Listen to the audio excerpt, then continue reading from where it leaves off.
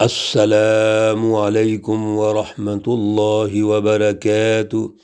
اعوذ باللہ من الشیطان الرجیم، بسم اللہ الرحمن الرحیم۔ ذرنی ومن خلقت وحیدا وجعلت له مالا ممدودا وبنين شهودا ومهدت له تمهيدا۔ صدق اللہ العلی العظیم۔ اللہم صلی علی سیدنا ومولانا محمد النبی الأمی وعلى آلہ واصحابہ وبارک وسلم وصل علیہ۔ معزز سامعین و سامعات، پارہ نمبر 29 سورۃ المدثر، آیات مقدسہ 11 تا 17 ہے۔ اللہ رب العزت ان آیات کا فہم اور شعور عطا فرمائیں اور عمل کی توفیق اور صلاحیت عطا فرمائیں۔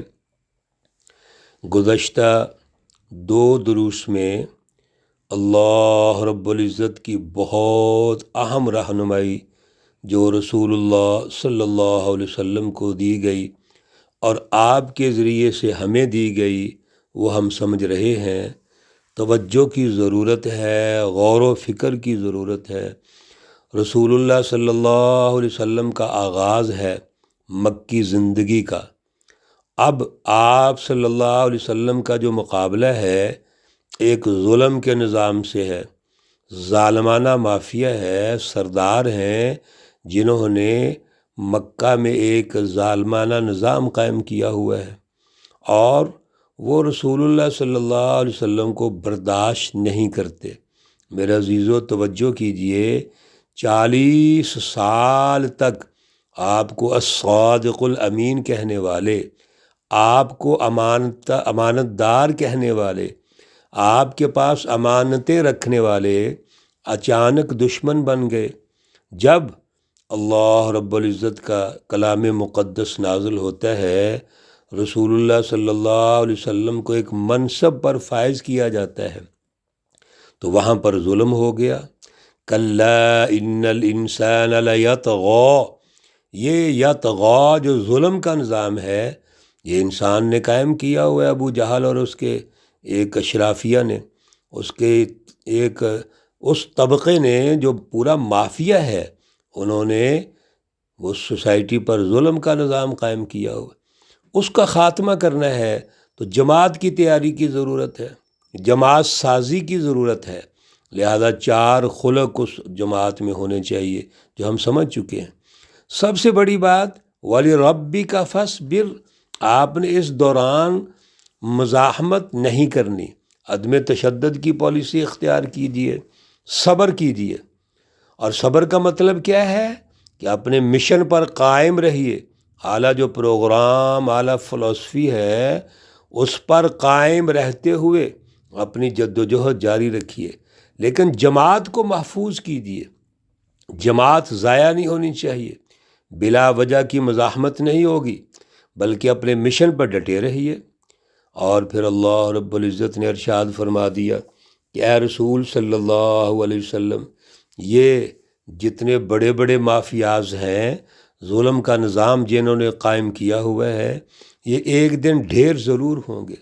آپ جب غالب ہوں گے تو فَذَلِكَ يَوْمَئِذٍ يَوْمٌ عَسِيرٌ عَلَى الْكَافِرِينَ غَيْرُ يَسِيرٌ، یہ بڑا دن سخت ہوگا۔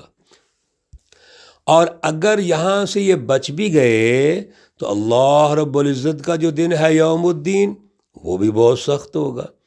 اس دن کوئی دم نہیں مار سکے گا۔ فَذَلِكَ يَوْمَئِذٍ يَوْمٌ عَسِيرٌ عَلَى الْكَافِرِينَ غَيْرُ يَسِيرٌ۔ رسول اللہ صلی اللہ علیہ وسلم کو اللہ رہنمائی دے رہے ہیں اور ہمیں بھی سمجھا رہے ہیں کہ جس وقت کسی سوسائٹی میں ایک ایسا طبقہ پیدا ہو جائے جو اپنی اجتماعیت قائم کر کے، جھوٹی اجتماعیت، جھوٹی انا ان کے اندر آ جائے تو اس کی پہچان پیدا کرو۔ یہ سرمایہ پرست طبقہ ہوتا ہے، یہ لالچی طبقہ ہوتا ہے، یہ ظلم قائم کرتا ہے اور ظلم کو باقی رکھتا ہے۔ حالانکہ اللہ رب العزت مثال دے کے سمجھاتے ہیں، ذرا غور کیجئے کہ ان کو جو مال و دولت دیا وہ کس نے دیا؟ کیا یہ مال و دولت، یہ اسباب، یہ ان کا روب، یہ ان کی اولاد اور پارٹی کی کثرت کہاں سے آئی ہے؟ اللہ فرماتے ہیں یہ تو ہم نے دی ہے ان کو، لیکن یہ اللہ کا مقابلہ کرتے ہیں، اللہ کے رسول کا مقابلہ کرتے ہیں، لہذا یہ مقابلہ ہو نہیں سکتا۔ اللہ رب العزت کہتے ہیں ذرنی، چھوڑ دیجئے مجھے۔ پیچھے بھی سورۃ المزمل میں اللہ نے فرمایا تھا ذرنی والمکذبین اولی النعمہ، آپ مجھے چھوڑ دیجئے اور یہ جو جھوٹے ہیں، جھوٹے فراڈیے، جو اولی النعمہ ہے، آرام طلب ہے، اور رسول اللہ صلی اللہ علیہ وسلم کے مقابلے میں ہے، میں ان سے خود ہی نمٹ لیتا ہوں۔ ذرنی والمکذبین اولی النعمۃ ومہلہم قلیلا، ان کو تھوڑی سی مہلت ہو دیں گے بس۔ یہ جو سمجھ رہے ہیں کہ ہمیں بڑی لمبی مہلت ملی ہے، تھوڑی سی مہلت ملے گی اور پھر کیا ہوگا؟ پھر بڑی بڑی بیڑیاں اور زنجیریں ان کے گلوں اور گردنوں میں ہوں گی، توق ان کے گردنوں میں ہوں گے۔ یہاں بھی اللہ رب العزت فرماتے ہیں اے رسول صلی اللہ علیہ وسلم ذرنی، مجھے چھوڑ دیجئے، ومن خلقت وحیدا، یہ جو شخص ہے اس کو میں نے اکیلے پیدا کیا، باپ کا اکیلا بیٹا ہے۔ اور یہاں مثال تو اللہ رب العزت نے ولید بن مغیرہ کی دی ہے، لیکن یہاں مفہوم کلی ہے، ایک مائنڈ سیٹ کو بیان کیا جا رہا ہے، ایک سوچ ہے جس کو اللہ رب العزت ارشاد فرما رہے ہیں، وہ مائنڈ سیٹ مراد ہے، لیکن عنوان ولید بن مغیرہ کو بنا دیا گیا کہ یہ جو شخص ہے اکیلا باپ کا یہ بیٹا تھا، بڑی اس کے باپ کے پاس بھی دولت تھی اور مال و دولت اور اسباب تھے۔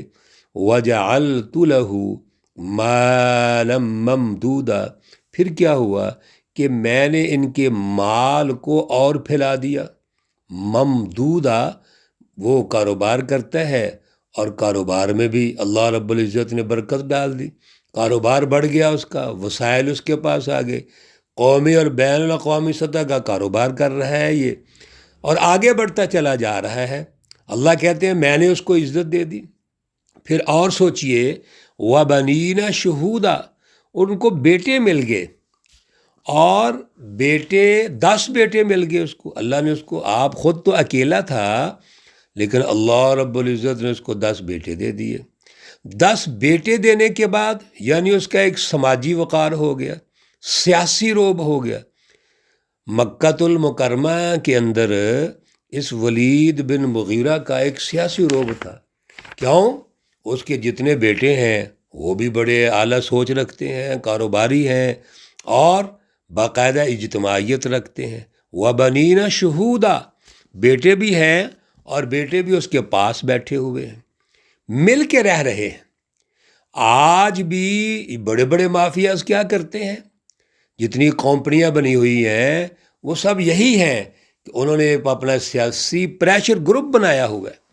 یہ کوئی سیاسی پارٹیاں ہیں، یہ تو سیاسی پریشر گروپ ہیں، اور اپنی اس سیاست پر وہ لوٹتے ہیں، لوٹ کھسوٹ کرتے ہیں، اور قومی اور بین الاقوامی سطح پر ایجنٹ بن کے وہ ایجنٹی کا کردار ادا کرتے ہیں۔ ملک کو تباہ کر دیا انہوں نے۔ یہ ہے وہ سیاسی قوت اس کی۔ وَمَهَّدتُّ لَهُ تَمْهِيدًا، اللہ رب العزت فرماتے ہیں کہ میں نے ان کو خوب تیاری کر دی، یعنی خوب وسائل دیے، ان کو ایک ہمت دے دی، اور پھر نہ صرف قومی سطح پر ابو جہل کے مقابلے میں آتے تھے بلکہ بین الاقوامی سطح پر بھی جو بڑی بڑی طاقتیں ان کے درباروں میں پہنچ جاتے تھے۔ لیکن پھر کیا ہوا؟ ثم پھر یطمع وہ لالچ رکھتا ہے ان ازیدہ کہ اور دیا جائے۔ سارے اس پس منظر کو اللہ نے ارشاد فرمایا اور آخر میں یہ ارشاد فرما دیا کہ اس کا مائنڈ سیٹ یہ ہے میں ظلم کے نظام کو باقی رکھوں اور اس کے ذریعے سے اور مجھے مال و دولت میرے اسباب ملے۔ اللہ کہتے ہیں کلا، ہرگز نہیں۔ یہ کلا پہلے بھی جب آیا تو عرض کیا گیا تھا اللہ اس بات کا الارم کرتے ہیں یہ اب نہیں ہوگا، بس انہو کان لآیاتنا عنیدا۔ کیوں ایسا نہیں ہوگا؟ اس لیے کہ یہ ہماری آیات کا منکر ہے، ہماری آیات، ہماری رہنمائی رسول اللہ صلی اللہ علیہ وسلم کا دشمن ہے، ان کا منکر ہے، اور پھر اللہ کی نعمتوں کا منکر ہے۔ اولی النعمہ، نعمتیں اللہ کی ہیں، مال و دولت اور اسباب اللہ کے ہیں، اولاد اللہ نے دی ہے، اور یہ سمجھتا ہے کہ یہ جو بازو میرے اب پھیلے ہوئے ہیں میں جو چاہوں کرتا رہوں گا۔ نہیں نہیں، ایسا نہیں ہوگا، بلکہ کیا ہوگا؟ سأرہقہ صعودا، ان قریب ابھی اس کو ہم چڑھائیں گے بڑی چڑھائی، اس کو جہنم میں ڈالا جائے گا۔ دنیا کے اندر بھی یہ ذلیل ہوگا، سمجھ لو اب اس کے زوال شروع ہو گیا ہے۔ جو کچھ اللہ نے دیا یہ ناکام ہو گیا، اس نعمتوں کا شکریہ ادا کر کے اللہ کی رضا حاصل کرتا، عدل کا نظام قائم کرتا، رسول اللہ صلی اللہ علیہ وسلم کا ساتھ دیتا، الٹا اس نے انکار کر دیا، مخالفت کر دی۔ اب یہ سمجھ لو زوال شروع ہو گیا، اور اس کا زوال دنیا میں بھی ہے اور آخرت میں بھی ہے۔ آخرت میں بھی صعود کہتے ہیں جہنم میں ایک جگہ ہے جو جس کو اس پہ چڑھایا جائے گا کہ چڑھو جہنم کی طرف، جاؤ یہ تمہارا ٹھکانہ ہے، جہنم میں ٹھکانہ ہے آپ کا۔ اس ٹھکانے پہ چڑھائیں گے اللہ رب العزت، جہنم میں بھی، اور دنیا کے اندر جتنے بھی اس کے مال و اسباب تھے سب ختم، سخت ترین مصائب میں اس کو گرفتار ہو جائے گا۔ میرے عزیزو، یہ اللہ نے ایک مائنڈ سیٹ ارشاد فرمایا ہے ولید بن مغیرہ کے عنوان سے، اور یاد رکھیے یہ ہر دور میں جو اللہ کے ناشکرے ہیں، کافر، مشرک، منافق اور حزب الشیاطین، شیطانی جماعتیں، ان کا جو اینڈ ہے وہ بالآخر یہی ہوگا، تباہی ہوگی۔ دنیا میں بھی تباہی ہے اور آخرت میں بھی ہے۔ دنیا میں اللہ ان کو مہلت دیتے ہیں، وَمَهِّلْهُمْ قَلِيلًا، تھوڑی سی مہلت ملے گی۔ آپ پریشان نہ ہوں، سچی جماعتوں کو پریشان نہیں ہونا چاہیے، بالآخر وہ تباہ و برباد ہو جائیں گے۔ اللہ رب العزت ہمیں اعلیٰ شعور اور اعلیٰ فہم عطا فرمائیں۔ اللہ رب العزت تمام بیماروں کو شفائے کاملہ عاجلہ مستمرہ عطا فرمائیں۔